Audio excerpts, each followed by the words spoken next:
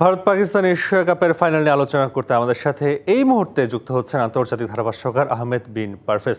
আপনাকে স্বাগত জানাচ্ছি ডিবিসি খেলার দুনিয়া। আমরা দেখছিলাম একটি উত্তেজনাপূর্ণ ম্যাচ ভারত পাকিস্তানের, যে খেলাটি এশিয়া কাপের ফাইনালে। আসলে পাকিস্তান এবার এশিয়া কাপে যেভাবে যাত্রাটা করেছে, ভারত যেভাবে খেলছে, আসলে কি মনে হয়েছে ভারতের সাথে পাকিস্তানের এই যে প্রতিদ্বন্দ্বিতা তৈরি করাটা, পাকিস্তান কি তাদের সেরা ক্রিকেটটাই খেললো কিনা আজকে?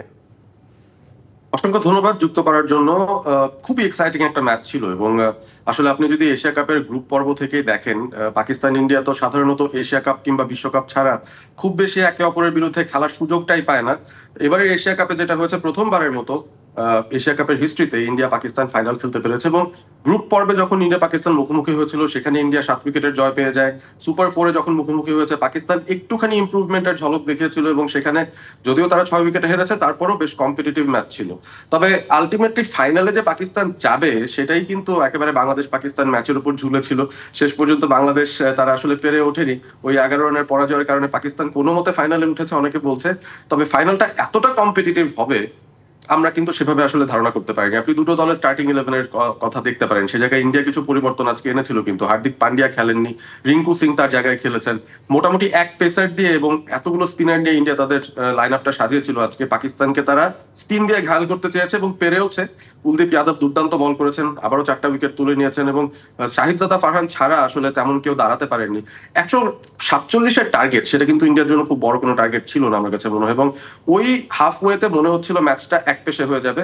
তবে ক্রেডিট গোজ টু পাকিস্তান। মূলত এবারে এশিয়া কাপে পাকিস্তানের ব্যাটাররা তেমন কিছু না করতে পারলেও বোলাররাই তাদেরকে ফাইনালে উঠিয়ে এনেছেন।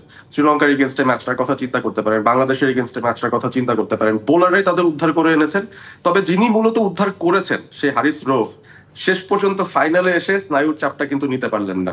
দলের সবচেয়ে এক্সপেন্সিভ বোলার তিনি হয়েছেন এবং সেই জায়গাটাতে আমার কাছে মনে হয় পাকিস্তান একটুখানি পিছিয়ে পড়েছে। ইন্ডিয়া শেষ ওভারের ম্যাচটা নিয়ে ম্যাচটা কিন্তু জিতে গেছে।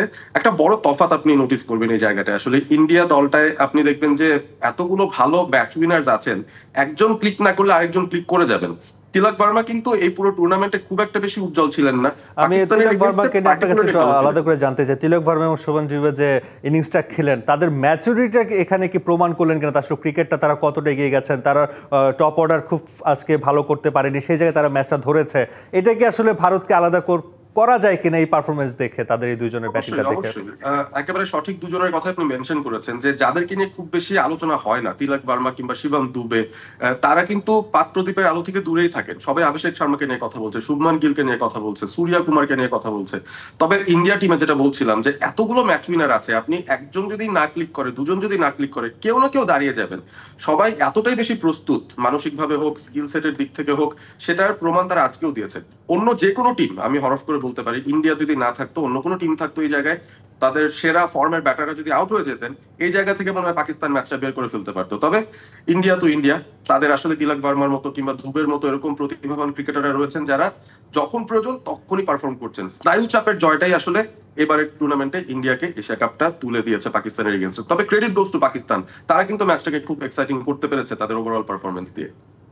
আপনাকে অসংখ্য ধন্যবাদ আজকে ডিবিসি খেলার দুনিয়া আসার জন্য। Thank you very much. আমরা কথা বলছিলাম আন্তর্জাতিক ধারাভাষ্যকার আহমেদ বিন পারভেজের সঙ্গে।